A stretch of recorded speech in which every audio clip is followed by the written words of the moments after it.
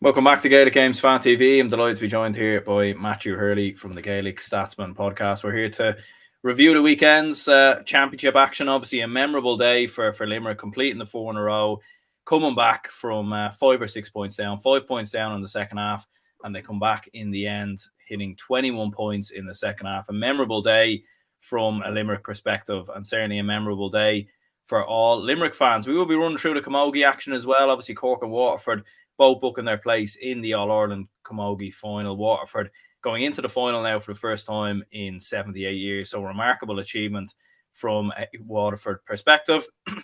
Matthew, first of all, how's life with yourself? And what a crazy game it was yesterday. And what an extraordinary turnaround from Limerick. I mean, they're some team.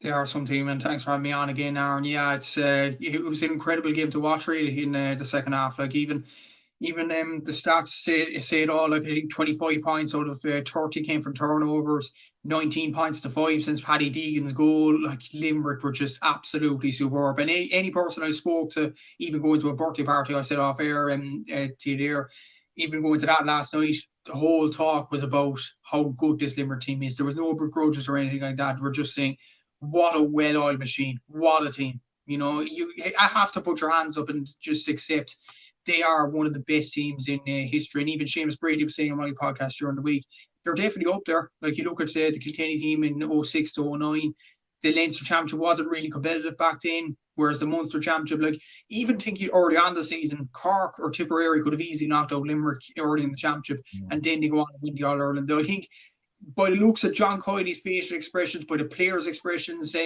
speaking to Barty, especially Darragh O'Donovan last night in the Sunday game, I think this is probably the best All-Ireland that they've won since 2018. I think it's the most sweetest, to be honest with you, because they were nearly down and out in the Munster Championship earlier on in the year. But here they are, All-Ireland champions for a 4th year in a row. And I wouldn't be surprised, 2 years' time, Aaron, I wouldn't be surprised if we could be talking about them replicating that Dublin football side, because they are an incredibly oiled machine at the moment. And when you look at the ages of the players as well, they still have a lot more in the tank left. So, yeah, Limerick, team for the ages. They're an unbelievable team and definitely deserved to win yesterday.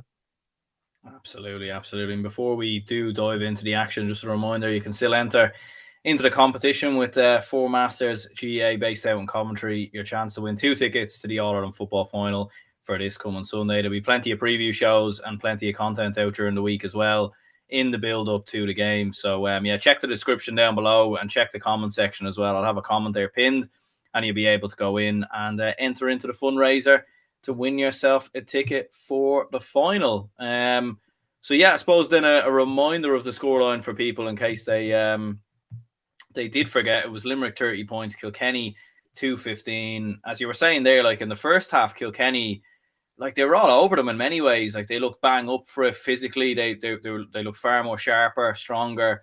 They were hitting that ball like in on top of Limerick's fullback line. And I thought Limerick's fullback line, which has been phenomenal all year, really, like Dan Morrissey, definitely one of the contenders for Hurler of the Year, in my opinion.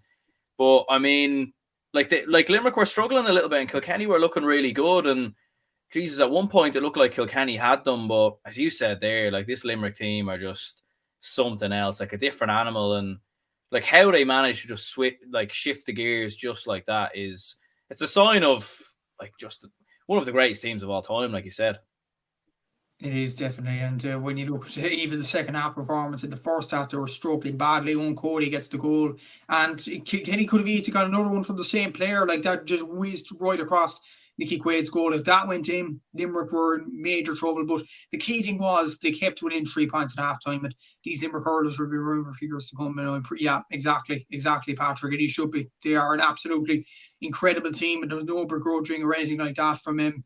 Munster teams up and down the province, like even Cork fans I was speaking to yesterday, they were all in awe of this Limerick team. They are just incredible, really. And when Paddy Deegan struck that goal, I thought, I know Limerick, I've raved about them on this very channel, and I thought they were gone at that point. But the greatness of all that Limerick have done over the last years, I thought when Paddy Deegan struck that goal, I thought that's it, Kilkenny are going to win the final. But as you said, they switched it from gear to gear to gear, and they are an incredible side for doing that. Look, even in the second half, 26 shots, 21 converted in an All-Ireland final. It's incredible.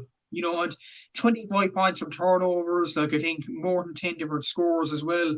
75% shot conversion rate in All-Ireland final. Like, the funny thing was, actually, I was discussing this with Seamus on how Kilkenny could win the game. And it turned out Kilkenny was probably better at shot accuracy when you look at averages than Limerick going into this final.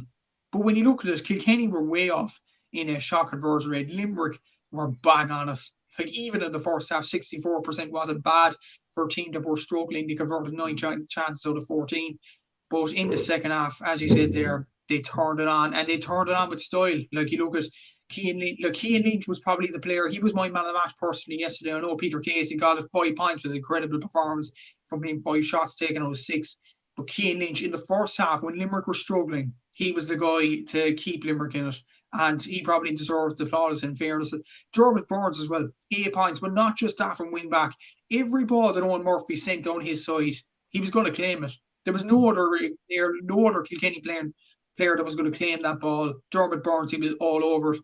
And he was absolutely incredible. You look at Darrow Donovan, incredible performances this year. Kyle Hayes, I think he got about 5 turnovers yesterday. Incredible performance. Dan Morrissey in the second half, especially. Aaron Gillan at points. You look at Carl O'Neill coming onto the pitch, and the drive that John Coyley gives this team as well. It's incredible to see. And even the post-match interview, he said the same thing as the Galway game. He left it out, left the players solve the problem. And you have to admire that. Like, he's an absolutely incredible coach, incredible manager, incredible players in this team. They are a team to behold. And will we see the likes of them again? Well, probably not in Limerick, to be honest with you, because this team is coming once in a blue moon for this Limerick team. But my God, they are an absolutely incredible side. And to be honest, we shouldn't begrudge them for, dirty tactics and things like that, and JP McManus and all that, things like that online. We should just cherish this team and just say, we watch this team. We watch this team at their full pelt. And they're an incredible team, really. And they're probably one of the best teams in GA history. We'll be probably saying 5 in a row next year. We'll be saying 6 in a row in the next 2 years. And I did say this, Aaron. I said it about a year or 2 years back that Limerick could challenge Dublin's record. Look at it now. Yeah. They could do. They could do. They're an incredibly all team and worthy All-Ireland champions for the 4th time in a row. Incredible. And the manager, Nicky Quaid, the players, they deserve so much credit. Paul McConnell and the backroom team, Caroline Curd, deserve so much credit for this performance. It wasn't that Kilkenny, I don't think, performed terribly or anything like that. It was just Limerick switched it on really well in the second half. And that was the difference between the teams. And Limerick, when they switched it on, they were dangerous and nobody could live with them. Yeah, and you mentioned there about Paddy Deegan's goal in the second half. Like, that was probably the first time as well. Like, I was doing a watch along for the game, and I remember thinking, even at half time, like, I to be fair, because obviously Limerick were going against the breeze in the first half, so I didn't think it was too bad. Like, they were 3 points down. They hadn't played particularly well. Kilkenny had been very, very strong in the first half, and I just thought, like, there's no way Limerick are going to struggle going into the second half. They're going to come out all guns blazing, but when Paddy Deegan gets that goal, you're just thinking, okay, like, it's definitely on here, because Limerick, like, that continue. You were expecting the third quarter for them to really come alive, but they just seem to relish almost being in these moments, this Limerick side. Like, you think back to Tipperary a couple of years ago, they're 10 points down at half time. The Galway game a couple of weeks ago. Even in the past, like, even you think of that final against yourselves, Cork, sorry to remind you of it, but 2 years ago, Cork get the opening goal of the game and you're thinking, geez, Limerick might be in trouble. But they just seem to relish being behind. They seem to, it's almost like it's more of a challenge. They get more up for it. And they seem to just proper, like what you said with John Coyley saying that he just leaves it out for the players on the field. He'll let them figure it out. It seems like that group of players, they seem to relish it and they seem to almost enjoy, not that they obviously want to go a couple of points down, but they seem to just really enjoy that moment and turning it around and showcasing what they can do. Exactly, and they just live in the moment. That's what I'll say. And even the celebrations afterwards, like, even you're going for 4 in a row, you think some players might get bored. Like, to be honest with you, some of them, like, you look at the Kerry players in the 80s, I think it was, Dublin later on in the 2010s, like, they seemed kind of bored once they got the 4 in a row. But when you look at that Limerick team, even the celebrations afterwards, they were ecstatic and they just love their hurling. They love the passion. And, it is incredible, really, from a Limerick fan's point of view. And it was almost like we are watching history here. we were watching history unfold. Like when Paddy Deegan scored that goal, as you said, I thought that was gone. And even at half time, I was thinking, okay, a lot of people are saying Kilkenny are putting on the pressure, but I always knew Limerick would come back to the game. But when Deegan got the goal, I was thinking, they're gone. They are gone. I know. It was, I think it was 44, 45 minutes, or maybe even 46 when Paddy Deegan got that goal. And then I was thinking, there's no way Limerick are going to come back here. No way. Even they're going to score 19 points in the last few minutes. You would have been put in the nearest asylum if you said that at that time. It's incredible, the pressure. Like, they just love it. They love putting the pressure on themselves. As you mentioned there, the Tipperary game in 2021, the Cork game with Shane Kingston gets that goal.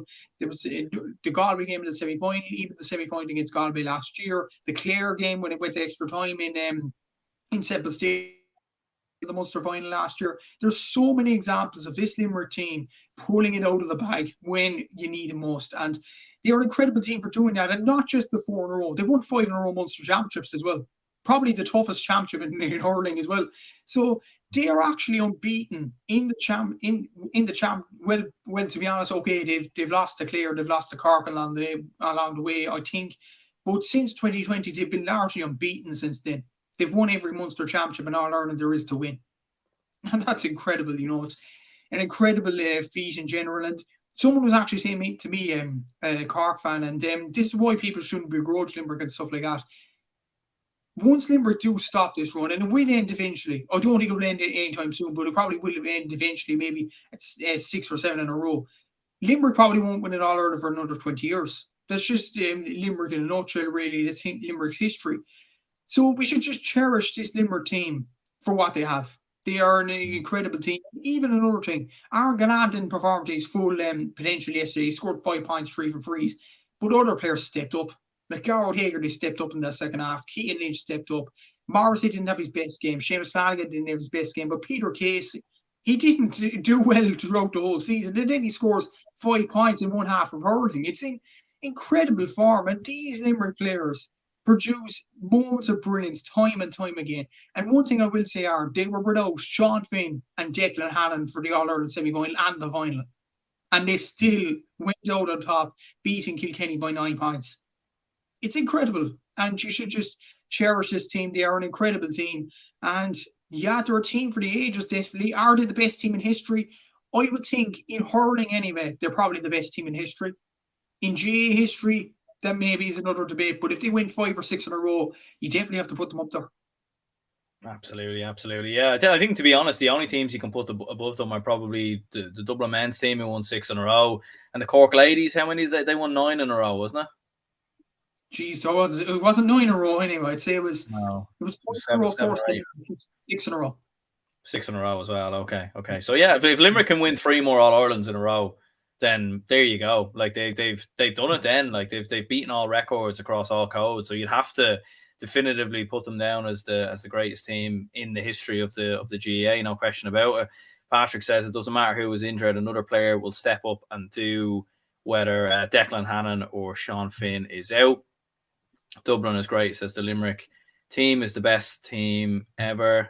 Hurling 1, 2, 3, 4 says missing Hannon, Finn, Richie English, Pat Ryan, gone off the panel to 4 serious players. And that's the thing, isn't it? Like they just find the way, like even when they're missing players, when they're missing Declan Hannon, when they're missing the likes of obviously Pat Ryan, who's been off the panel this year. I think people even forget that he was missing from the panel because they just have so many options. And it was interesting to hear what you were saying there with the fact that, like, obviously this is a generational side and they won't go away forever. But at the same time, like with the underage of the under-20s at the minute, like they were in a final last year. And obviously with the grassroots, the academy, with the infrastructures that are being built in Limerick, and even younger kids growing up in Limerick, seeing this Limerick team dominate, like they'll want to be a part of it. So to be honest with you, I think, like, fair enough, there will be a time when this team eventually does probably transition and come to an end. A bit like the Dublin footballers, obviously they're in the final this coming weekend, but like they won 6 in a row, and if they don't win the All-Ireland next year, then that's 4 years without an All-Ireland, which looked almost unfathomable a couple of years ago. So like I think this Limerick side probably will come to an end at some stage, but with the infrastructures that are there, the coaches that are there, I don't know. Like I think, like I don't think they'll dominate every All Ireland, obviously, but they certainly won't go anywhere, in my opinion. I don't think. I think they'll be like Kilkenny. They'll be thereabouts almost every year. I think. Maybe so, maybe so. Like I think Limerick have outstanding young players. Like even Adam English, I was thinking didn't even come on yesterday.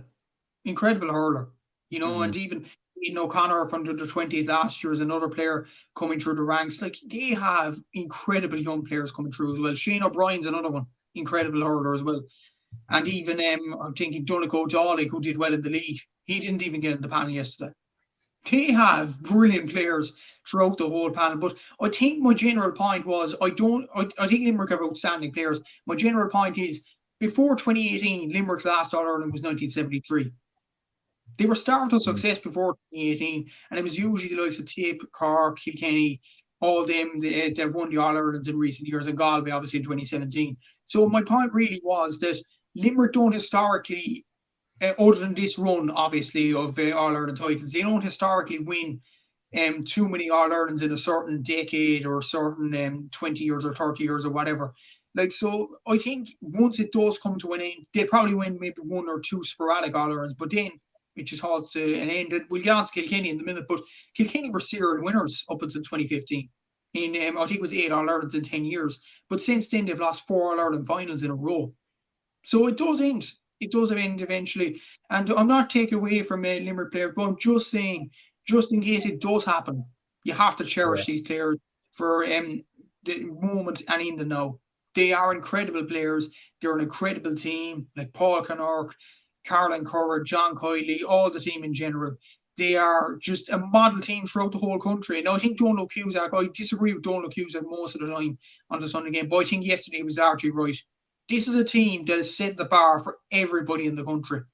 Not just for themselves. Like every team wants to be like Limerick now. Like even Clare winning in the Gaelic rounds earlier on the year was almost like they won the. I know it's a joke that's going on social media, but it was almost like they won the All Ireland. I think you said to Seamus during the week. Seamus was saying to me that beating Limerick is almost like winning an All Ireland itself. That's the Yeah. bar they've set about the whole country. It's an incredible achievement from the whole Limerick backroom team, the whole Limerick panel in general. There's going to be more to come in the next few years. I genuinely think they'll probably win 6 in a row. I think 7 in a row would be absolutely superb. And do they have the capabilities to do it? I think they do, to be honest with you. I do think there's some very good hurling teams coming out through the ranks, but I just think this Limerick team are absolutely incredible. And each and every year, when it comes to the boiling point, they produce something out of the bag. And you have to put your hands up and think they are just an incredible side, and you have to aspire to them. I know a lot of people don't like them, including the likes of Buff Egan, and they say all the Limerick villain stuff on social media, but they are an incredible team, Aaron, and I accept them. They are an incredible team, and they're just a joy to watch in general because they just love their hurling, as you said earlier on in the chat. They love the challenge, they love the celebrations, they just love playing the game, and that's all you can ask for from this Limerick team. And they are incredible. They're a joy to watch, and they're probably one of the best teams in GA history right now, I'd say, because the level of fitness, the level of hurling, it's incredible. And as Donald Cusack said, they've set the bar for the whole country as of now. Yeah, and when obviously after that Paddy Deacon goal, like that was the key turning point. Like Peter Casey obviously gets a point a couple of minutes after that, and Limerick just completely turned it on and started to dominate. But do you think there was anything Kilkenny could have done during that time period to try and keep themselves in it? Or is there anything different they could have tried? Like obviously Limerick were phenomenal, and look, I don't think there's a team in the country that would have been able to live with them in that moment. Maybe even the Kilkenny team of the great Kilkenny side that won 4 in a row, even they probably wouldn't have been able to live with that Limerick side. But was there anything you think Kilkenny could have done maybe just to stem the bleeding or keep themselves in it? Or is there anything you think they could have tried or anything of that nature?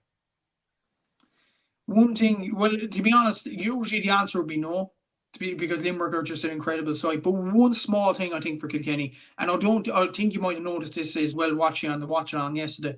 Owen Murphy's puck outs after Limerick kind of get the down. Like, why are they poking? Like, Owen Murphy's been brilliant all year. I'm not taking away from him, but he kept poking down the side of Dermot Burns. And that's just suicide, to be honest with you, because he's going to win the ball each and every time. And I don't know why Kilkenny weren't doing it. Like I don't like teams poking the ball short at certain times when they're in the ascendancy and stuff like that. But the point was, Kilkenny weren't in the ascendancy. There was a time to put the ball short, and Kilkenny should have done that. Earlier in the game, if they did that, like Limerick would have lived with them, and maybe just, or they would have lived with Kilkenny, or should I say, but as well as that, cheap turnovers. Like I mentioned, 25 points on turnovers for Limerick. It's incredible stats from Limerick point of view in general. But maybe you have to question for Kilkenny, maybe they're poking into the wrong areas as well. And they were poking right into Dan Morrissey's hands, into the Bird's hands. And it was just a small bit too easy in general for Limerick. Like when you look at actually the first half, Limerick, I think it's 7 points from turnovers. In the second half, 18. That is a major, major difference. And that has something to do with Kilkenny in general. Like when you look at the second half in general, 21 points from Limerick, 18 of them turnovers. Whether it's Kilkenny's own puck outs or Kilkenny just pucking the ball straight to Limerick, or Limerick turning the ball over with sheer determination. So you might have to look at the opposition as well and think they're kind of poking into the wrong areas as well. And Kilkenny just weren't managing the game properly. That's probably the only criticism I have of Kilkenny. Like, I know they had a 54% shot accuracy in the game in general, but I still think TJ Reid and Owen Cody were doing the best they could. I know Owen Cody missed a goal chance, but he was right for goal at that point, because that would have killed Limerick. It could have killed the momentum. They were right to go for the goals at that point. But I just think poking in the wrong areas, the puck outs were a big thing, and they ultimately let Kilkenny down at the end. But I think more so to the problem for Kilkenny was just how good Limerick were. They were just an incredible side. They're a revolutionary side, and you have to accept that. But I do think, I don't know what you think yourself, but I just think the puck outs were a bit strange, to be honest with you, from Kilkenny, especially in the second half. Yeah, like I'll need to see it back again, but it did seem like especially when in those moments, like we've seen it with all the great teams, slow the game down a little bit. Just take your time with the puck out. Don't just keep doing it over and over again. Because look, to be fair, Kilkenny were definitely getting the hop. Like Kilkenny's half forward line were doing tremendous. I mean, Tom Phelan was having an extraordinary game. Walter Walsh was outstanding, I thought, at times as well. And obviously you know Cody and TJ Reid like drifting in there as well, like catching plenty of ball that was going in. So you could understand why Owen Murphy was going as long as he was. But I think at the same time, like Limerick just started to get that hop. Like William O'Donoghue started to get the jump. The fans were getting up for it. Limerick had the confidence. They just started to come alive. And I think there was definitely a moment there where they should have gone short there. They should have mixed it up a bit. They should have added a bit more variety, because they were playing into Limerick's hands. And as you said, like the amount of turnovers Limerick got.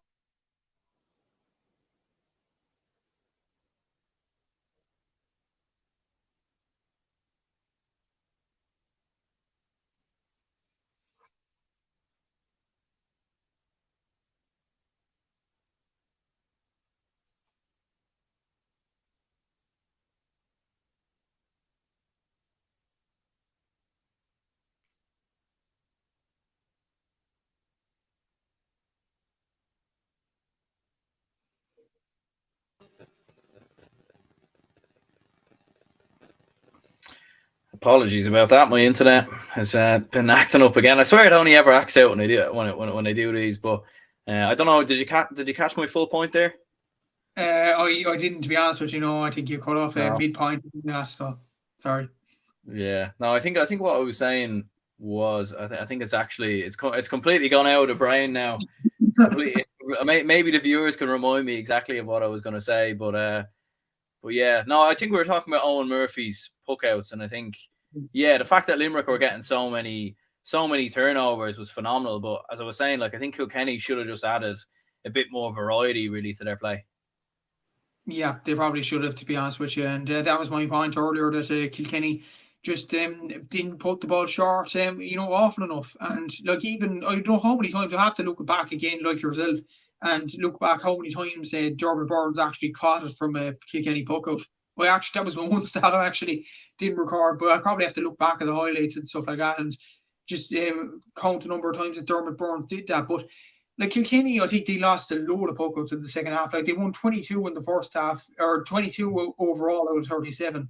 In the first half alone, they won 9 out of 13. So they won I think it was doing the maths there. They won 13 out of a possible nearly 20 in the second half. They lost 7 buckouts, but still, that was mostly long, and they were nearly all down Dermot Byrne's side, and that was, a killer really for Kilkenny in general really.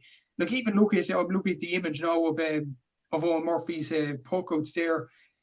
In general, like, I'm looking at the side of I counted about, I think it was more than 10 they lost down in Dermot Byrne's side, and that was nearly suicidal really. They won 2, granted, but like, I think they were puckouts number 16 and 15. That was near the start of the second half or the first half. So like when it wasn't working, it really wasn't working. And I don't know why Owen Murphy planned to do that in general. And even, I think it was Kilkenny defenders were pucking down back alleys. Like Dan Morrissey was gathering them up. Barry Nash was doing well in the back line as well. It was the kind of thing that actually Limerick were doing early on the first half. If you remember, like the whole Kilkenny full back line actually won, I think, 8 or 9 turnovers in the first half. Down to Tommy Walsh, Mikey Butler, and Hugh Lawler. Like, they were absolutely cleaning Limerick. But the thing was, Kilkenny were kind of doing the same in the second half as Limerick were doing in the first half. And that was nearly suicidal because, like, Kilkenny, I know Kilkenny have good forwards, but they don't have the certain forwards to punish as much as Limerick do. And that was kind of suicidal from a Kilkenny point of view in general. So I think, like, the way they didn't use the variety, as you said, the way they poked it down Dermot Byrne's side multiple times and kept losing the ball, the way they poked it down to Dan Morrissey and Barry Nash for them to clean it up, I think it was very, very poor from Kilkenny in general. But that's not to take away from the brilliance that Limerick endured in this game. They were absolutely outstanding. Absolutely, absolutely. And this person says here, the difference a fully fit Cian Lynch makes to Limerick is incredible. He is just a joy to watch in full flow. His vision is unmatched. And yeah, kind of crazy to think 26 minutes in and we're only getting around to talking about Cian Lynch now, but obviously so much to dissect about this game really. But yeah, well, like what an extraordinary performance from him. And like the fact that he can be missing for pretty much the majority of the season, really. Like, he made the odd cameo appearance here and there, but even when he did make an appearance up until the semi-finals, it wasn't the Cian Lynch of what we've seen in 2021, 2020, etc. He's obviously was missing for the entirety of the 2022 season pretty much. So, like, the fact that he can just come back in and, like, it's a testament to Limerick's conditioning as well. Like, the fact that he can just come back into the team, look as good as he is, and play like the peak Cian Lynch that we know. And like, in my opinion, he dragged, I know Peter Casey won man of the match, but for me, Cian Lynch was phenomenal. And I thought for me, he was my man of the match anyways. He was mine as well. Absolutely. He was, and as I mentioned earlier on in the chat, like, he's, the way he carried that Limerick team in the first half, he got 2 crucial points and he was orchestrating Limerick when they were really, really struggling. And that's probably what great players do. When a team struggles, when they need a bit of confidence to cheat them up, they need their big players to stand up. And Cian Lynch was certainly one of those. Like, actually, during the week, I was saying to Seamus, like, the likes of Gearoid Haggerty, Cian Lynch, this was the time that they had to perform. Like, they didn't perform up to the All-Ireland final. That's probably why they didn't get in Team of the Year either, the two of them. But when push came to shove, the two of them, well, especially Lynch in the first half, really showed his class. And he hasn't done all season, maybe injuries. Like, he was dropped midway through the season. I think he was dropped for the Tipperary game. He was dropped for the Cork game. And that does take resilience as well to come back into the team after such a setback, in fairness to him. Like, there were some instances, like Cian Lynch was taken off and things like that, like when they were struggling. I think Seamus actually made the point against Tipperary when they were struggling for scores and stuff like that. John Kiley took off the likes of Cian Lynch, Gearoid Haggerty. I think Peter Casey was another one.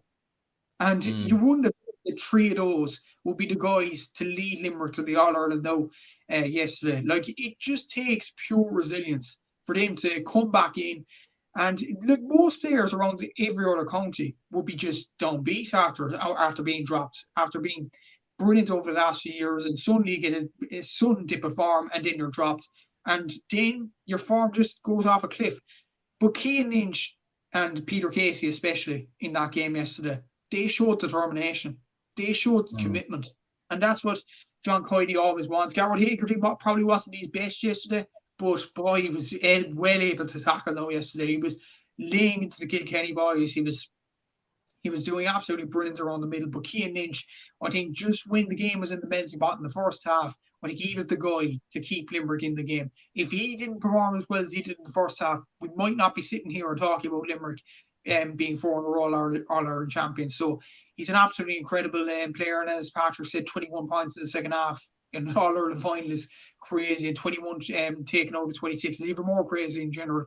25 points from turnovers is crazy. Like all the stats, it's absolutely crazy with this Limerick team. But Cian Lynch, as you said, incredible performance, and he was definitely my man of the match anyway, because he kept Limerick in the game in the first half, and because of the resilience he showed after a dip in form midway through the season this season. Yeah, like I know this is a very hard question to answer, but is there anything anyone can do to stop this Limerick dominance? Because 4 in a row, as you said, it's looking like it's going to be 5, isn't it? It's going to be. I remember we were sitting here last year, and I'm pretty sure we were talking about Limerick winning 4 in a row, and here it is. It's happened, and like it's mad actually when you look back, because I was taking a look at I think I've seen a tweet. I can't remember who it was from, but I think it was looking at the amount of the accumulative amount of points that Limerick have won. If you look back through the amount of All-Ireland finals in the last couple of years, and I think it's 38. Like it's mad to think like they've actually walked to a lot of All-Irelands in many ways. Like last year was very close, but like I was seeing as well, like Limerick, like I forgot this, but Kilkenny were actually never in front in that final last year. So like when you actually look at it, like Limerick, I think this was the first All-Ireland final they've actually gone behind in, maybe alongside the 2021 final when Shane Kingston gets that goal, where Limerick have actually been behind. But even at that, they still go on and win by 8 or 9 points. Like it's incredible, and they just, in many ways, they're walking to All-Irelands, which is crazy. Like in general, yeah, in fairness, like they definitely put Kilkenny away now in 2023 and 2022 was a tough final, but not to take away from Limerick, this really the only sort of criticism, if you take it that way. Waterford and Cork just weren't ready for the final. I will put it that way. Like I know Shane Kingston got that early goal, but Cork, when you look at the run, actually in hindsight, Cork didn't really have much to get the run on. Like they beat a Clare team that was only at the start of their development under Brian Lohan, a Dublin team that was COVID affected, and a Kilkenny team who, let's not forget, were very, very poor that year. So I think, honestly, looking back at Cork, we're probably lucky to get to the All-Ireland final that year. Waterford probably deserve it to get to the All-Ireland final, but that was a Waterford team that didn't have the bottle really once it got to Croke Park. So maybe those 2 finals, they were just facing opposition that were just able to lie down to Limerick. But I think this year in general, they showed that they can put away a Kilkenny team that's usually the aristocrats of hurling in general. They put them away nearly at ease once it went down the home stretch. Like 9 points, 5 points down, like 3 points down at halftime. Paddy Deegan gets that goal. They look like they were dead buried. But then they somehow, like 9 points is really kind of hammering in the All-Ireland final when you think about it. I know the game was close throughout it, but it was really, really a hammering in general. But to hammer a Kilkenny team like that, a Kilkenny team that's steeped in history, a Kilkenny team that has TJ Reid, Owen Cody, Adrian Mullen around the middle of the field, Owen Murphy in goal, Hugh Lawler at the back, to beat them by 9 points towards the end of an All-Ireland final. It's incredible. And they are an incredible team. Limerick, they've walked in the All-Ireland, and they've been in general. And that's actually an interesting stat about last season, that Kilkenny were actually never ahead. Like we were under the assumption that actually Kilkenny performed as well as they could last year, but still lost. And that stat puts it into perspective at how mad that is actually. Because Kilkenny, looking at the performance of that game in general, I think Kilkenny actually did everything right last year, but they still lost. They didn't go in front. And that's just down to this Limerick team, how they're well oiled, how they're well drilled, and they're an incredible side in general. And yeah, I don't think there's anything stopping them next year. I was thinking in my head, maybe, what Arsenal used to deny Tottenham top 4 to the lasagna gate. That's probably the only thing that you could do with this Limerick team in general. But other than that, no, I'm sorry, Aaron. I don't want to be a bearer of bad news for everybody in the rest of the country, but Limerick are winning 5 in a row. They might be winning 6 in a row, but they are an incredible team. We have to cherish them as it comes, because they're just the standard bearers of hurling at the moment, and I don't think there's anything to do that any team can do to stop them. Yeah, like, and to be fair, like I enjoy watching them. Like I know a lot of people don't seem to be quite happy with Limerick obviously dominating, and look, that's fair enough. Maybe if you're a Clare man or anything like that or whatever, I can completely understand if you're from Munster or whatever. But like, I think Limerick, like, they play great hurling, they're entertaining, they've got lots of great players, and they're bringing a huge amount of excitement and entertainment to hurling that, you know, was missing for a long time, in my opinion. And as you were saying with what Don Logue said yesterday, like, they've set the bar for other teams to follow. And it'd be very interesting to see now in the next couple of years if there is anyone out there who can come and try and catch them. Because, like, in many ways, you look at Limerick and you think, like, they actually look like they're actually getting better, which is the scary part. They look like a lot of their players, like, let's not forget, are still only 26, 27, 28. You know, other than the two Morrisseys, Nicky Quaid, a lot of them are still under 30. So, like, they're not going anywhere. And as we said, Cathal O'Neill, Adam English, Stephen O'Brien's another one as well. They have a lot of players coming through at the moment, and they're only going to probably going to get better, which is actually kind of scary when you think about it. It is, and actually the scary thing, even scarier thing, in the Munster Championship, there were some games where you thought they're gone. They are gone. When you look at the Clare game in the Gaelic grounds, I thought, like, this was probably, like, even the celebrations of the Clare players afterwards, and the momentous achievement for Clare to win that game. And you were thinking, wow, that is some result. And then when they draw Tipperary, I honestly thought Limerick could be gone here, because Cork actually were going in with a fair bit of confidence. And actually, as well, I pointed this out to Seamus in general. Like, I was looking back at stats and actually looking back at that particular game, Cork and Limerick. Cork had a 77% shot conversion rate, and Limerick still won by a point. Like, they are an absolutely incredible. It was kind of like Cork did nearly everything right, like Kilkenny did last season, but still lost the game and they're out of the championship. Like, it's just the well-oiled machine. They are just an incredible team to watch, and they're probably just enjoyable. By the way, that they just enjoy hurling, they just enjoy the celebrations, they enjoy each other's company, and they're just credit to the whole country in general. And when you look at it, actually, like, I think Clare had loads of turnovers in that game, and Clare looked well up for that game. Even the Waterford game early on the season, like, Waterford, if they had a better shot accuracy, they could have even won that game. And some people actually said to me, Limerick looked gone. But I was probably one of the few people that still believed, look, they're an incredible team. They should come look good. They have to come good, should they? They have to. Sure, and they did. They absolutely did. Even teams put it to the pin of their collar. Even when the likes of Jake Morris and Mark Keogh were banging points from everywhere in the tip game. Even when Patrick Horgan and Dara Fitzgibbon were having the games of their lives in the Gaelic grounds, they still managed to get out and win the game. Even when Galway were 6 points up, they still managed to do it. Even when Clare pushed them last year and got them all the way at extra time, or even this year when Mark Rogers gets that goal, they still find a way to go on and win it. And that's an incredible sight of the Limerick team in general. And even if, as well, last season more than anything, or this season as well against Kilkenny, last season Kilkenny performed to their utmost of their ability, and Limerick still won the game, and we're always ahead in that game. And this year, they were down 5 points with about 25 minutes to go, and they scored 19 points to 5 in that time period for Paddy Deegan's goal until the end. They are just monsters, Aaron. They are an incredible team, and they should be credited by everybody up and down the country as being one of the greats of the game, one of the great teams in the history of the Gaelic Association. They are an incredible side and should be cherished, and now and in the next few years, once they even get better.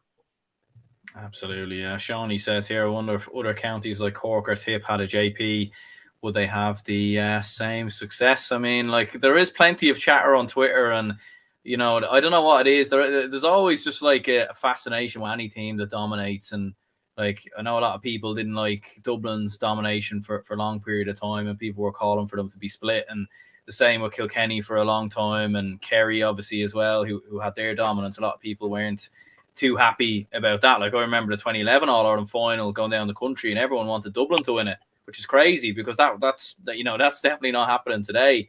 But I mean, why is it that what's your thoughts on the whole JP McManus Limerick thing? Look, he has put a lot of funding into Limerick. There's absolutely no doubt about that, and he's done a huge job for Limerick in terms of infrastructure, grassroots level. I think people forget, like, didn't he like donate to every county board or every club or something like that a couple of years ago? So like he has helped out other counties as well. It's not just Limerick. And to be fair, like it wasn't JP McManus who was out there catching the ball, putting the ball over the bar when they were 5 points down. Like that grit and determination and that bottle. You can have all the money in the world. I don't care. You can have whoever you want, the richest man in the world. It's not going to make a difference if you don't have a bit of bottle, a bit of mentality, and a bit of inner strength. But what's your take on it? Exactly. So in general, and I suppose I was chatting to someone about this in the other about the other Divine yesterday. Every team in intercounty level is nearly getting to a professional level right now, and people just have to live in the days of the present. Like Limerick are just doing what nearly every other county would do. They bulk up their players. They go to the gym, and they're just an incredible team. And let's not forget as well, when JP McManus, pumped money into Limerick were struggling. I remember 2015, they lost to Dublin. No disrespect, no, but they lost to Yeah. Dublin. Dr. Callahan was running rings around Limerick that day in hurling. So I remember that day specifically. I thought Limerick hurling is going down well. 2017, I thought they were really, really poor. They lost to Clare really without a whimper. They lost to Kilkenny in Nolan Park when Kilkenny were struggling. And 2018 was almost like a shock all Ireland that came out of the blue. People seem to forget that. People kind of have small memories of that. I don't think JP McManus is the reason. And as you mentioned there, you're absolutely right. JP McManus doesn't catch the ball like Dermot Burns. JP McManus doesn't save as well as Nicky Quaid. JP McManus does not have a better shot accuracy than Aaron Gallan. JP McManus does not have, grit and determination like Gearoid Haggerty and Cian Lynch. He's just a guy that is doing his bit for Limerick GA. He's saying, same as John Coyley, no lads, we've given you nearly everything now. Go out and prove it, and go out and fight for your country. And these players have. They're an incredible team in general. And maybe this is on a side note from Limerick in general.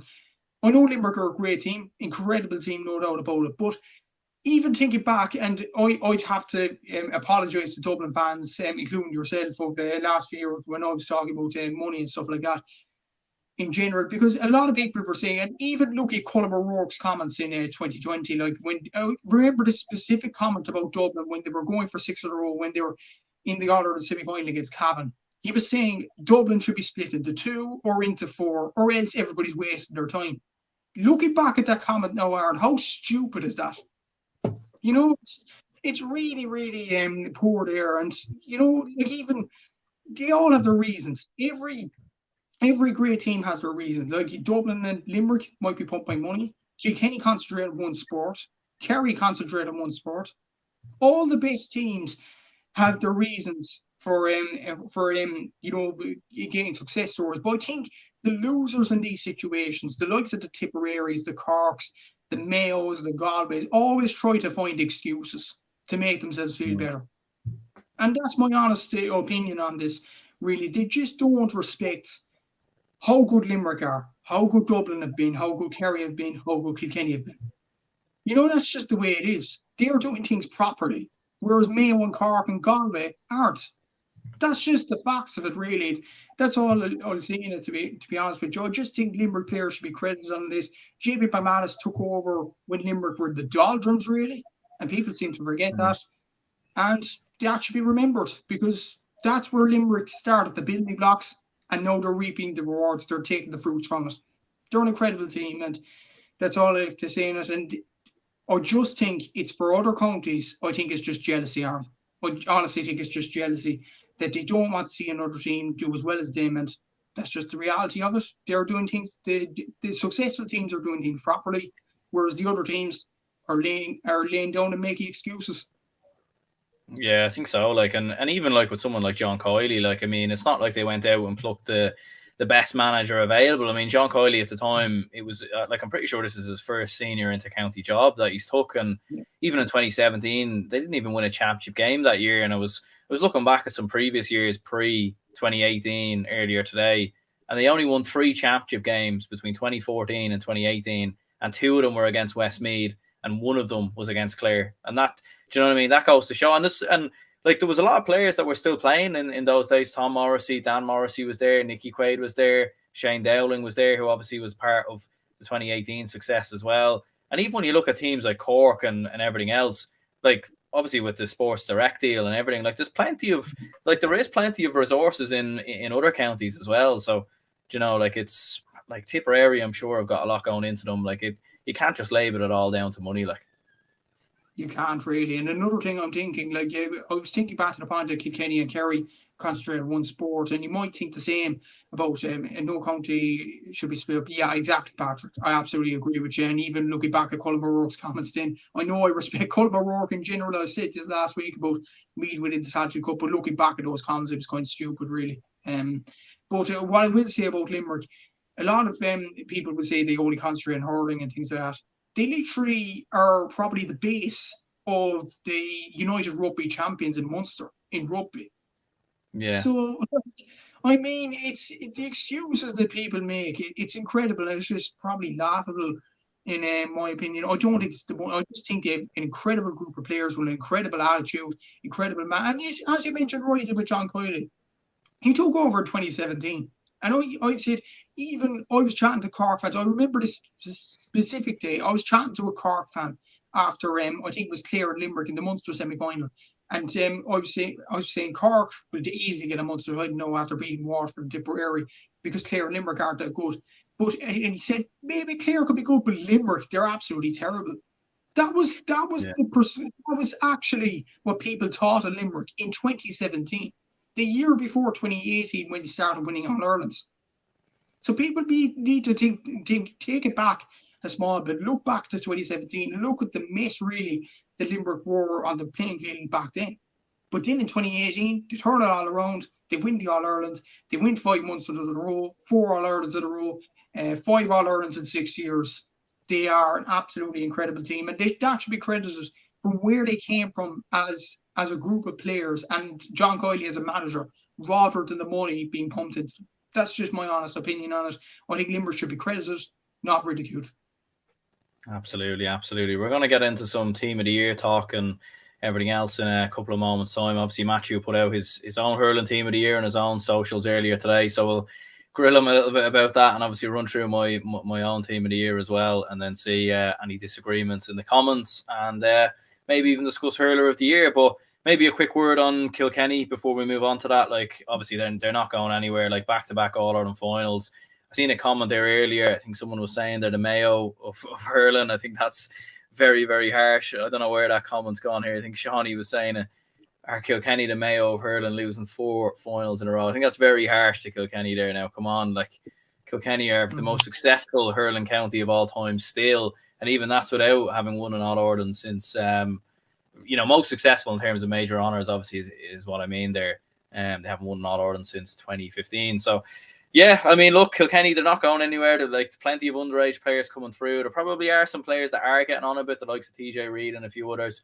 But at the same time, there's no evidence to suggest that they're going anywhere. They're not slowing down. And, they have a good crop of players to come through. Like Billy Drennan, I don't even think he featured yesterday in the end. So they have a lot of good players coming through. They do, yeah. I think that's an absolutely ridiculous comment. That's like comparing Kerry to Mayo because they didn't win All Irelands, but Dublin were successful.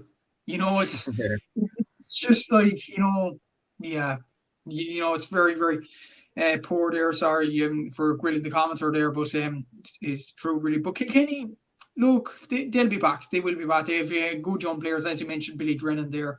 Gearoid Dunn is a good young player. Obviously, Owen Cody's still young. TJ, though, I will put in a word for TJ, Aaron. I have to in this podcast. He's been incredible over the years. And if that's his last game as a hurling to, cement himself as a 2023 top scorer in the All-Ireland Senior Hurling Championship this season, I think it's a brilliant way to go out. And credit to him if he does. He's an incredible player. But what I will say, Patrick Horgan, I think, is staying on for Cork Hurling, judged by interviews in the past few weeks. So I would think TJ is going to stay on. I think they're going to battle it out for the very end. But if it is his last appearance, I'm only speculating now, but if it is his last appearance, well done, TJ Reid. Legend of the game. Absolutely brilliant. Top scorer of the hurling as of now. Incredible, really. And he's a player that everybody wants to aspire to. And, a lot of unnecessary flack has gone TJ's way, calling him a free merchant and things like that. But that's just nonsense. He's just an incredible hurler. Like, he was back at his own half yesterday defending for his team in the All-Ireland final. After a long season, he's just an incredible hurler and a brilliant role model for the whole of Kilkenny and really the whole country. He's an incredible player. But Kilkenny, other than TJ Reid and all them, I think they still have young players like Mikey Butler, still young, Hugh Lawler's still young enough, Owen Murphy still has loads of years left in him. So they're still, developing Kilkenny. Derek Ling, All-Ireland final, I think they still had a very good year despite losing yesterday. They just have to learn from their experiences. And yeah, I still think Kilkenny had a decent year, but ultimately fell short yesterday. Absolutely. Yeah, I suppose we'll run into some team of the year talk then. So this is what I've gone with then as my hurling team of the year, all-star team of the year, Gaelic Games fan team, TV team of the year, whatever you want to call it. But Owen Murphy of Kilkenny in goal is the man I've gone for. Mikey Butler, Hugh Lawler, Dan Morrissey in the full back line. Half back line is Dermot Burns, William O'Donoghue and Kyle Hayes. Midfield is Darragh O'Donovan and Davy Fitzgerald of Clare. Half forward line, Tony Kelly of Clare, TJ Reid, Kilkenny, Shane O'Donnell of Clare, and the full forward line, Aaron Glan of Limerick, Conor Whelan, Galway, and Owen Cody, Kilkenny. I know your one is definitely a little bit different, so we'll get into that maybe in a moment. But any thoughts on that team there? I think it's a respectable team, yeah. Even the six forwards, or actually, you've put in Tony Kelly instead of Tom Morrissey. Interesting. Yeah.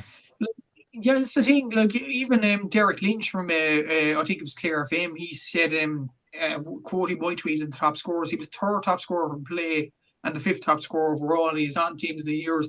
But I think in general, Tony Kelly hasn't performed in the Munster final and the All-Ireland semi-final. That's probably why he wasn't in my team. In general, I'd love to know your opinions on that. But the two midfielders, yeah, Will O'Donoghue and Darragh O'Donovan. But I definitely agree with that. But Will O'Donoghue at centre back, some people are saying, but I just feel I'd put this to 105 minutes at centre back. I don't think that's enough. I know Will O'Donoghue's done incredible this season, but I just don't think that's enough to warrant himself in a team of the year. Whereas John Conlon, for example, has done absolutely brilliant at centre back over the last few weeks. It probably deserves more than Will O'Donoghue. But yeah, I think that's a respectable team in fairness to you. There's no blips there. I think the only blip really, and a lot of people, the only unexpected one is Tony Kelly. So explain yourself, Aaron, why have Tony Kelly instead of Tom Morrissey? Yeah, I just think for the body of work that Tony Kelly done all year for Clare, like obviously, as you said, third top scorer.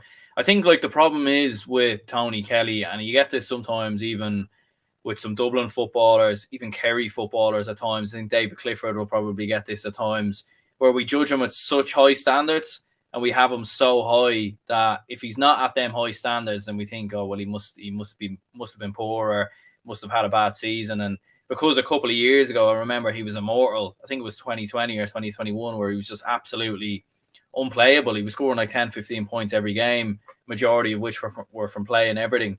And I remember he had a cracking game against Limerick a couple of years ago. But I still thought he was very good. Like, look, obviously in the semi-final, like you said, it probably wasn't vintage Tony Kelly, and that's probably been maybe a bit of the issue. Like, you think back to the semi-final last year at times, he wasn't probably at his brilliant best. I still think, he still set up scores around him. He's still done a job. He had a couple of late chances. I still think he gets in there. Like Tom Morrissey, obviously phenomenal for Limerick. And look, you're picking between chalk and cheese. Like you could really choose between anyone. And I think Tom Morrissey's been very good as well. But I just think Kelly's been a little bit better, in my opinion. I think he's been just that bit better overall. But I suppose it is chalk and cheese at the best of times of these things.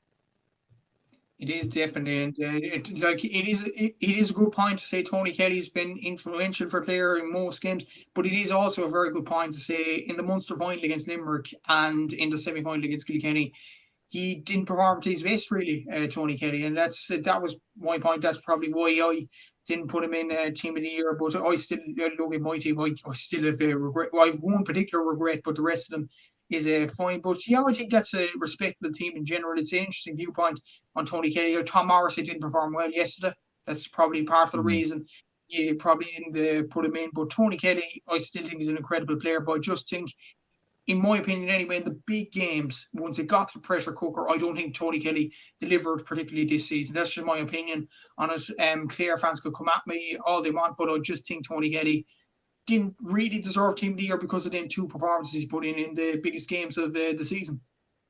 Yeah, there was two other players I was thinking about throwing in there One of them was Keane Lynch, and I know that definitely would have there would have been a lot of people who probably wouldn't have been happy with that. But I know, obviously, look, he was injured for the majority of the season. He only played the semi-final and final, so it probably would have been a bit, fortuitous really to throw him in there. But I thought he was unbelievable in the final. Like, he was so good. Semi-final, I thought he was very good as well. Like, you could argue he could maybe get in there, but is 2 games enough? Probably not, to be fair.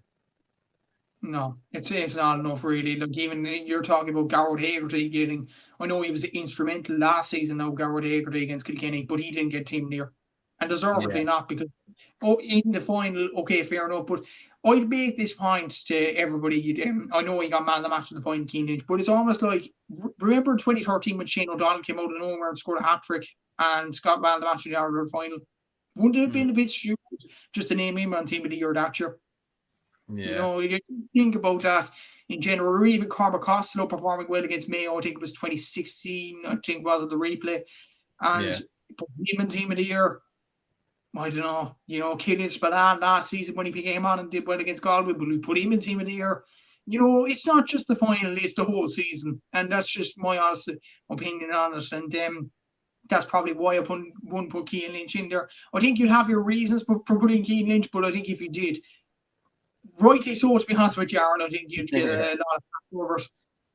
No, and to be fair, I kind of thought more about it, and I was like, no, I don't think he will get in there, to be fair. But we might run through your own team then. So this is obviously what you put up on Instagram earlier. So Nicky Quaid in goal, Adam Hogan, Hugh Lawler, and Barry Nash. The half-back line is Jeremy Burns, John Conlon, and Kyle Hayes. Midfield, Darragh O'Donovan and Adrian Mullen. Half-forward line, Shane O'Donnell, TJ Reid, and Tom Morrissey. And full forward line is Galan, Whelan, and Cody. So definitely a few changes in there to myself. Obviously, Nicky Quaid ahead of Owen Murphy is definitely an interesting one. I think, to be fair, Quaid did have a very, very good season, and he didn't do much wrong. But I just think those saves from Owen Murphy in particular, like that for me was what swung it. I know you could say Quaid was probably had a better final, and maybe some of Owen Murphy's puck outs went astray in the second half.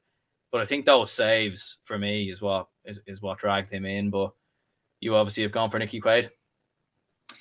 I have in general, and I was thinking before even the All-Ireland final began, I was thinking it's all going to come down to this, and whichever goalkeeper performs, because I think both of them were as good as each other this year. Let's not forget, Nicky Quaid, I think, only conceded 1 goal against Cork through Patrick Organ. He conceded 1 goal through Peter Duggan against Clare.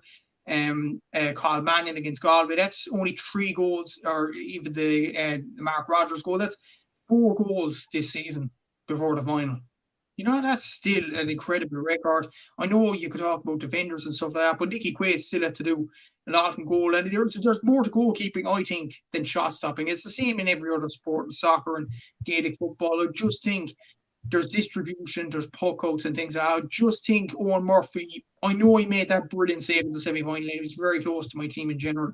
But those puck outs in the All-Ireland final, I just think were a bit suspect. And I just think that would have been the tip of the iceberg, and I would have had Nicky Quaid in goal, because I just think the calmness of him, especially in yesterday's All-Ireland final, was what swung it for me. But a lot of people are making the point, one person in particular made the point, that Nicky Quaid conceded 2 in an All-Ireland final.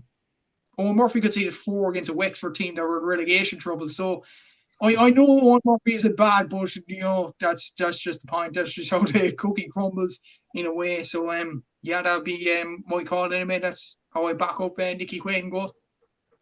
Yeah. To be fair, I don't think you can begrudge the 2 goals. I mean, one of the goals broke the net, which I think was a first, and that tells you if it's breaking the net, I don't think anyone's saving it. Do you know that way? I mean, it's one of them. He conceded 2 goals in the final last year, and they still went on to win the final. So it's one of these things that are going to happen if Kilkenny keep pucking the ball in on top of the full back line. Adrian Mullen obviously in there for yourself as well. He did have a very good season. I know he was in and out at times with injuries and everything else, but you put him in at midfield. And I say in hindsight's a wonderful team. One change I'd make to the team, and it is Adrian Mullen. I think back at it and think, what was I doing really? I'd probably put I'd probably put Will O'Donoghue in the team, to be honest with you. I just think, like, even Mullen, I think he still had a very good year, 16 points from play this season. I think he was instrumental in the semi-final against Laird. He was the one fella that was driving Kilkenny up the field, and I'd probably pick him because of that. But in hindsight, I probably can't defend it. I'd probably put Will O'Donoghue in midfield instead of him. And yeah, that's an error on my part. But look, yeah, I was probably one of the first to post the team of the year, so look, I probably next weekend in football, I'm just going to wait until everybody posts it, then I'll post my team of the year just to save myself a bit of flack, So I'll do that next time. No, I'll learn from next time. But yeah, I was kind of stupid just to do my team of the year. We're one wrong. In hindsight, that isn't too bad, to be honest with you. So look, I probably have Will O'Donoghue in there instead of Adrian Mullen. So that's an L, unfortunately, for myself. TJ lucky to make it, all things considered, says Mr. What? Yeah, not going to say that in case that's something else there. But TJ lucky to make it, all things considered. I mean, yeah, I don't know. Like, I think he has to get in, surely. Like, I don't think that's a debatable one. Like, Owen Cody, he gets straight in. I don't think that's a debatable one. Aaron Gillan, like, what are you thinking for Hurler of the Year? Like, I suppose, like, some of the contenders, I think, from looking online and everything else, like, I think Aaron Gillan is probably the front runner, but I don't think Dan Morrissey is a million miles away. Don't think Owen Cody's a million miles away. Cole Hayes has definitely got a couple of mentions as well. But what are you thinking? Gillan. And I think he deserved it last year. I think he definitely deserves it this year. And it's not just the final performance, as I've always said. It's the whole season. And he's been absolutely incredible. 80% shot accuracy in his last 2 games. He was incredible in that Munster final against Clare, brilliant against Galway. He got the goals when they needed them. And I think Gillan absolutely deserves Player of the Year. And to be honest, I think RT actually picked Kyle Hayes just to be different. Kyle Hayes has been brilliant all year, but I just think RT, we're just like, you know what, and we're just going to be controversial here. We're just going to have a different pick just to stir a bit of controversy on social media. And that's what it was, to be honest with you. But to be honest, the obvious answer is Aaron Gillan. He's had an incredible year, and he is my Hurler of the Year. Absolutely. Yeah, no, I probably agree with that as well. I think, like, he probably was a little bit quiet at times in the final, maybe in comparison to a lot of his other games, but he's been sensational all year. Like, he's been absolutely in flying form. His performance against Galway was absolutely next level. And to be fair, I think it's more a credit to Hugh Lawler rather than anything got to do with Aaron Gillan. And, to be fair to Lawler, he's had Gillan's back 2 years in a row. But at the end of the day, Limerick have still gone on to win the All-Ireland. So there you go. We'll have a look at some of the Camogie action then. So it was Waterford 112, Tipperary 111. So obviously big result there. I'm not too sure why it's appearing like that, to be honest with you. But there we go. Yeah, Waterford getting the victory. Great result there from a Waterford perspective. First All-Ireland final in 78 years. So yeah, what a result for Waterford. Unreal result for Waterford, and they've broken the triangle. You wouldn't have thought Waterford would be the team to do that. You would have thought maybe Wexford or Tipperary, but it was Waterford. Incredible achievement from the Waterford team in general. Like Niamh Rocket probably didn't have her best game on Saturday. She usually turns up, but Beck Carton, what a performance. 8 points. I think she had 11 shots as well, 4 from play. She was the one player really for Waterford. When things were going wrong in the first half, she was standing up. And let's not forget Tipperary, I think, were well ahead really in the first half. Van gets that goal. I think they were 1-7 to 3 points in front, and Waterford looked down and out. Mairead Power gets that goal, and then Waterford is somehow back in the game. But then in the second half, Waterford just sheer desire to get back into the game. Abby Flynn was outstanding with 2 points for play. I think Kate Lynch at the back was very good. They were missing Iona Heffernan as well, which should be noted. Like, Iona Heffernan has been consistent really for Waterford over the last few years. She's been absolutely brilliant at full back. But for Leisha Card, I think her name is Minor this year, to come in at full back and perform the way she did. That's an incredible performance from her. I'm thinking Leisha Forrest, that's her name. But she was absolutely incredible at full back. I think she's 18 years of age to come into that environment in an All-Ireland semi-final and come up against the likes of Van, the likes of Roisin Howard, the likes of Emer Heffernan coming onto the pitch. I think she did absolutely brilliantly in there. Brianna O'Regan in goal did absolutely brilliant in there as well. Lorraine Bray at midfield was very, very good. So Waterford, it was a collective effort. And even at the end, I know Karen Kennedy's been instrumental for for Tipperary. throughout the season and had that goal chance at the end. But what a block by Mairead O'Brien towards the end. That saved her team a goal, in fairness to her. Very, very good performance of the whole Waterford team. And it was brilliant, actually, Aaron, to see the amount of scenes for the Waterford players. You wouldn't have seen that in the Camogie semi-final for years. And it was just incredible. You know, even the players hugging the management team, even hugging each other. It was just incredible scenes, really, from Waterford. First All-Ireland final since 1945. They're only their second in history. And they're now going for their first All-Ireland title ever. And let's not forget, Waterford beat Cork in the Munster Championship this season. Could they win the All-Ireland for the first time this season or ever in their history? They could do in general. Like, they definitely have a good chance. But Tipperary, I just think it was just the sheer desire from Waterford that won them the game. They just didn't get the ball to Caught-the-Van enough. Caught-the-Van at 100% shot accuracy again in this game. Incredible Camogie player, but she just didn't get the ball enough. And unfortunately for Tipperary, their championship has come to an end despite a Munster Championship win. It's a promise against Antrim in that quarter-final. But Waterford, they march on to their second All-Ireland final in history. And who's to say they could go on and win the All-Ireland in 2 weeks' time?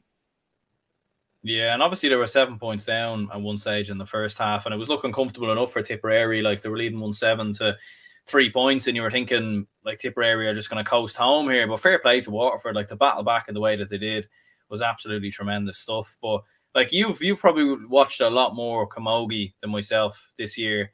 So, like, is Waterford getting to the final? Like, is it a surprise or what do you think? Like, obviously, first time in 78 years. It's a long time for Waterford Camogie to be in a final. As you said before, they've never won the All-Ireland. So was it a surprise for them to get to the final, or is this something you think they've been slowly building behind the scenes all year?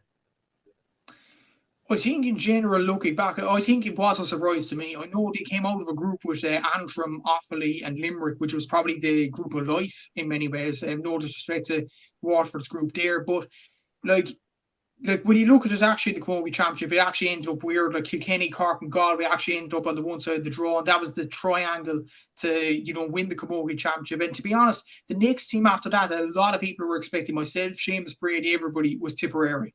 And we thought we'd win that game at the weekend. Like, they trashed Waterford in the Munster semi-final 4-11 to 1-9. And you were thinking, how are Waterford going to recover here? And even, as you mentioned there, 7 points down, 1-7 to 3 points with Caught-the-Van gets that goal. You're thinking they're gone, Waterford. But somehow they get back into the game, helped by Beck Carton's brilliant Mairead Powers goal, Abby Flynn's shot accuracy, incredible performance. But to be honest, like, Waterford are being disrespected in another light as well. Let's not forget, they were very close to getting to the All-Ireland final last year. They were 8 points to 3 up at one stage against Cork last season in Croke Park. They were actually motoring along very, very nicely, and they could have even beat Cork. But I just think Cork that time, Ashley Thompson, one of the most experienced players of the team, actually drove Cork back into that game that time. And Waterford just couldn't live with the pressure and to get to the All-Ireland final. This year, they have an exceptional group of players, Aaron. Like, you look at Niamh Rockett, definitely an unbelievable player. Beck Carton, top scorer of the championship, and deservedly so, in fairness. Abby Flynn, brilliant player. Brianna O'Regan, you look at Kate Lynch as well. Annie Fitzgerald, 2 players from UL. Like, they're incredible players as well. Lorraine Bray's been around the block for years. Like, Waterford have incredible talent throughout the team. Iona Heffernan, who didn't play on Saturday, is an incredible fullback. Keely Corbett Barry is another very good player from wing back, very good defensive player. So Waterford definitely have very good players all over the field. But to be honest with you, it was a surprise that they got to the All-Ireland final. We would have thought that Tipperary would, with the likes of Caught-the-Van, Roisin Howard, Karen Kennedy, and Mairead Evanston to drive them back into the game. But even looking at the game in general, like Mairead Evanston, I don't know who she was on. Was she on Niamh Rockett or Beck Carton? We thought she'd pick up one of the two. But for Beck Carton even to score 8 points against that Tipperary defence with Karen Kennedy and Mairead Evanston, it's incredible, really. 4 points for play as well. So she's in line for Camogie Player of the Year, deservedly so. So in general, I think it was a surprise that Waterford reached the final, but at the same time, I think it was a bit of disrespect considering they were so close to getting to the All-Ireland final last year when they challenged Cork all the way. Absolutely. Yeah, Denise is a good comment here. She says, great weekend of both hurling and camogie, but the Sunday game should have shown more respect towards camogie for the brilliant sport and players. Overall, they got 10 minutes out of the 2-hour show. Yeah, I mean, look, I haven't watched the Sunday game back, and maybe it's a bit of a contradiction with the fact we've waited an hour to obviously discuss the 2 semi-finals, but obviously with the All Ireland Hurling final being on, I suppose with it clashing on the same weekend, I suppose it is a bit tricky. But yeah, what are your thoughts? Any thoughts on that? Maybe like I suppose definitely should have been longer than 10 minutes. Like I'm definitely surprised with that. Like considering like with Waterford obviously doing what they done and the occasion that went into it, like and everything else. Because I think obviously when it's the same teams getting to the same final a lot of the time, it can be very easy to switch off and be very easy not to pay attention to what's happening. But with Waterford obviously doing what they've done, it does make it a lot more interesting. So it's a little bit surprising that they haven't shown it for longer. It is, to be honest with you, but Denise makes a very good point in general. But what I will say about in defence of the Sunday game, there was one analyst on that was really quick to talk about Camogie, and that was Ursula Jacob. Let's be honest, Aaron. I actually seen Shane Dowling talk about Camogie. I think it was Cork and Galway in the first round of the Camogie Championship, and it was almost like he was talking about a recipe or something like that. He didn't know what he was talking about. Like he was going on about saying that Cork have this player, they below the confidence, and Cork will be nervous and things like that going down the line. When Cork were actually facing the next two games Down and Clare, who Cork usually would beat pretty easily. So and to be honest with you, I don't think Shane Dowling really had a clue when he was talking about Camogie at that time. So to be honest, Ursula Jacob was the only person. But to be honest, like even like you get the man of the match and stuff like that, wiped out maybe, and then talk about the Camogie after that and bring on someone like Anna Gearoid or Anne-Marie Hayes or Sarah O'Donovan, who actually think is a very, very good pundit on off the ball. If you watch her opinions, she was on my podcast previously, on Shane's podcast as well. She is an excellent mind for both hurling and Camogie. Maybe bring them on to the RT panel when they talked about the Ireland final. Maybe they should have done that. But at that time, they only had Ursula Jacob on. She was the only one equipped to talk about the Camogie. I don't think much of the other pundits actually didn't have much of an insight into the Camogie, so that's probably the reason why they didn't. But yeah, it's kind of a disrespect. 10 minutes or a 2-hour show, I think it is in general. But it'll be the same next week, Aaron. Like the LGF, we said off here, the LGFA semi-finals are on Saturday. Dublin, Cork, and Mayo and Kerry. And the Ireland football final between Dublin and Kerry is on Sunday, and it will be the same outcome. Dublin and Kerry will get 1 hour 50 minutes, and then the LGFA semi-finals will get 10 minutes. It was the same at the quarterfinals a week ago with even if you remember, like Kieran Whelan and Tomás O'Shea talking about the LGFA, it was like they didn't know what to talk about in general, like whereas Cor Staunton did. And thank God Cor Staunton was on the show in general. So maybe it's just either the male pundits should either get educated more on the Camogie or the LGFA, or there should be more women's pundits on to talk about the Camogie or LGFA. That's just my honest view on it, to get more time out of these sports. Absolutely, yeah. Like even surprising they didn't even have a Saturday game. Even I think that would have made a lot more sense. Just have both, have a full Camogie show on the Saturday evening. Like they've kind of, it's been a weird one with the Saturday game at times this year. Like they've had a few Saturday games here and there, but then they've completely dropped it and everything else. So it's been strange. It's been strange. And look, like I unfortunately probably haven't had enough time to watch as much Camogie as I would have liked, but having watched that Waterford game, like I was fully invested, fully into it, hugely exciting stuff. And I definitely think, especially the people who are in RTE and are being paid to obviously be there, obviously like ourselves, we're just, obviously we're not exactly getting paid for this, that way. Like it's obviously we're doing this in our own time. So yeah, like they probably should brush up a lot more and they should have a bit more knowledge on the game, in my opinion. They probably should. And actually, there was an interesting post from the Premier View podcast criticising that there wasn't any male person in the panel for the live Camogie coverage. There was Marie Crowe, Anne-Marie Hayes, Sarah O'Donovan, and Ursula Jacob, and there was no male pundit. But my point to it is the male pundits don't know what they're talking about when they come on and talk about Camogie. Case in point about Shane Dowling. Like, it was almost like he was guessing, to be honest with you, when he was talking about it. So, like, maybe the male pundits should, watch Camogie more and just get more invested in it in general. Like, I tried my best. I've tried my best over the past few years to have Camogie guests on. Like, I've had two players on my podcast, Aoife Doyle from Kilkenny, which was a short conversation, but in general, a very insightful one. And Saoirse McCarthy, who we'll talk about in a minute with Cork and Galway, and I enjoyed chatting to her about her experiences as a Camogie player. They just love the sport, the both of them. So, like, in general, like, maybe it's another thing that maybe GA podcasters should do, maybe get more Camogie players on. I think Ashley Connolly went on your podcast, a former Galway player, so that's good as well. to more of them on. Like, I think I've 3. I think Seamus had a few as well, more LGFA players as well, just to get the word out and get more women to watch our shows and stuff like that, and more coverage for the Camogie and LGFA associations, because ultimately they put in as much effort as the males do in general. Like, we look at even the Cork thing over the last few weeks with Libby Coppinger and all the 4 dual players playing hurling and football the same weekend. That's a load of work being put in to the Camogie and the LGFA associations. And one thing I will say before the Galway and Cork game, I think it was great actually that the United for Equality t-shirt thing was actually gone, so people could actually focus on the game, focus on these crucial All-Ireland semi-finals in Camogie and LGFA in general. It was great that they got the charter, but as Seamus said, make sure that they stick to it. And one more thing I'll actually say as well, it was great to see such a great attendance at it actually in Nolan Park, 7,125, which was actually for Camogie. I think that was a brilliant attendance for an All-Ireland semi-final. So fair play to RT for getting the coverage there. There was actually people that were stuck in traffic trying to get to it, which you never see in a Camogie game. So I think it was actually brilliant to see in general, and there should be more support for the Camogie in general, and there will be more support for the Camogie final next week. Hopefully I'll chat to Matthew Toomey in the Southern Star podcast next week as well, so make sure you tune in for that. So, like, all roads lead to the All-Ireland final, and ultimately I think the women's should get as much support as the men's do in general, and that's what I try to do, and what the other GA podcasters try to do as well. Is we only try to spread the game, and that's all we can do to give a bit of attention to the female players as much as the men players.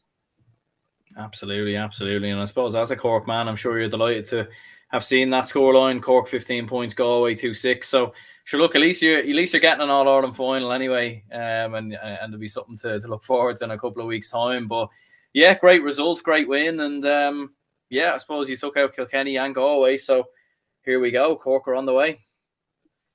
Yeah, but the thing is, they've lost the last 2 finals, and that's still on the back of Matthew Toomey's mind as well. That he actually said in an interview afterwards that it's so frustrating. They've beaten Kilkenny and they've beaten Galway, but there's nothing won yet. There's not an All-Ireland won yet. They still have to beat Waterford, who, by the way, and I've said it before, they beat Cork earlier on the Munster Championship. I think it was 118 to 15 points, that score, and it was in Páirc Uí Chaoimh before one of the games. It was Cork and Waterford in the men's, and Waterford beat Cork that day.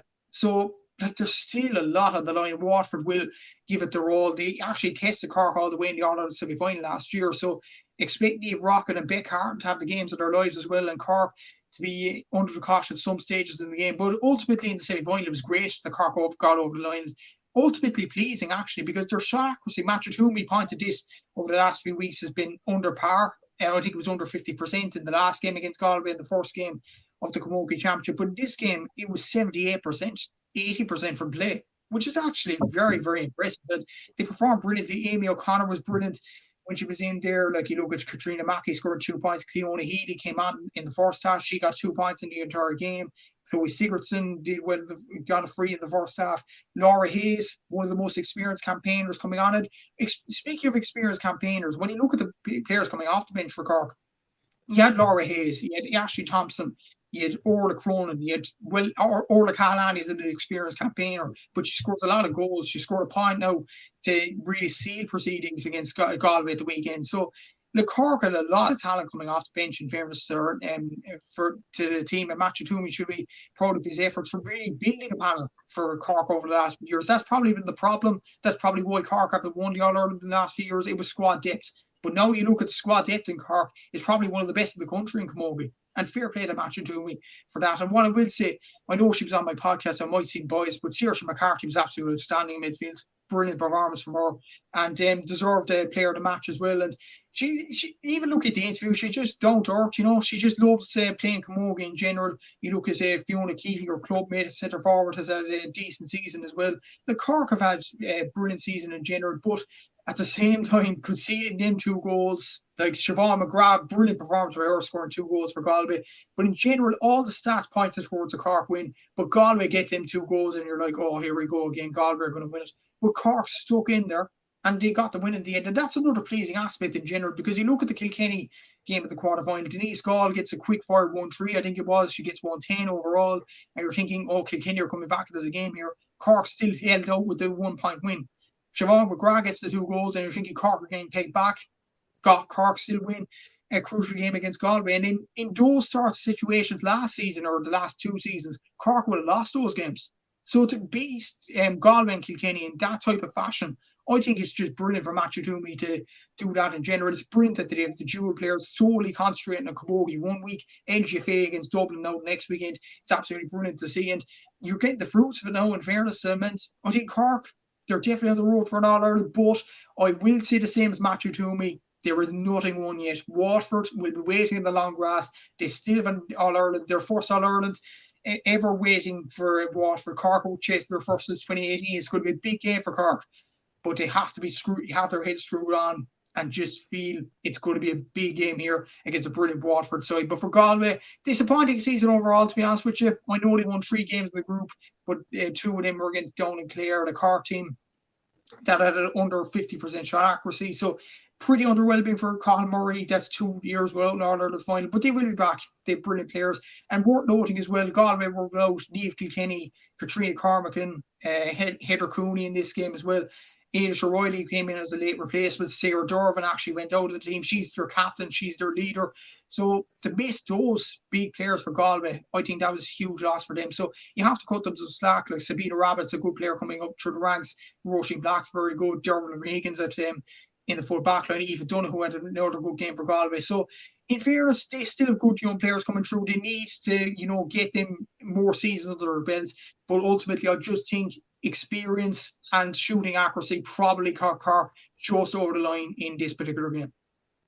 Absolutely. And it should be a hugely exciting final, obviously, in a couple of weeks' time between Cork and Waterford. Denise says here, thank you, Matthew and Aaron, for your brilliant podcasts, updates and stats all year round. Enjoyed every week preview, and your dedication to GA is unbelievable. Keep going. Yeah, very much appreciate the support there. Much appreciated.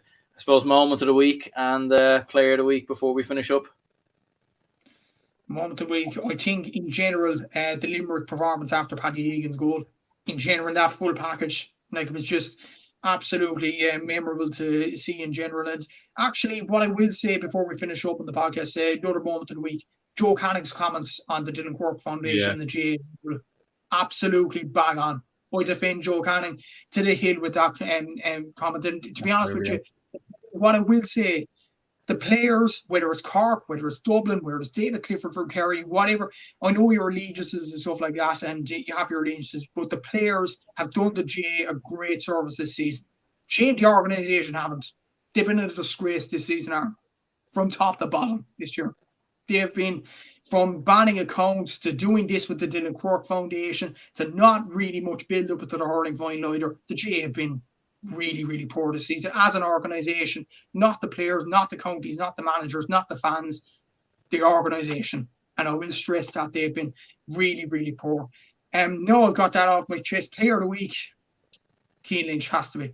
Unbelievable performance from him. And just a word from Camogie, Beck Carton from Waterford, incredible performance for her, scoring 8 points, 4 from play.